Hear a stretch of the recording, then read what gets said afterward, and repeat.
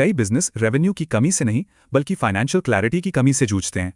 जब सिस्टम बिखरे हों और एंट्री हाथ से करनी पड़े तो इसी को कहते हैं मैनुअल केओस। मतलब डेटा तो है पर इनसाइट्स गायब और फैसले पुराने रिपोर्ट्स के आधार पर लिए जाते हैं। इससे कॉम्प्लायंस की समस्याएं, पेनल्टीज और बिजनेस की ग्रोथ में रुकावटें आती हैं। पर इस केओस से क्लैरिटी तक पहुंचने का एक सीधा रास्ता है, वो है ऑटोमेशन। तो चलिए इस 30 दिन की यात्रा को समझते हैं जो 3 अलग अलग फेज में पूरी होती है। पहले 10 दिन यहाँ ऑटोमेशन के लिए एक मजबूत और सटीक नींव बनाई जाती है। सोचिए, सिर्फ बैंक फीड्स इंटीग्रेट करने से ही 40 से 50% तक मैनुअल काम कम हो जाता है। अब जब नींव तैयार है तो अगला कदम है बिजनेस के कोर प्रोसेस को ऑटोमेट करना।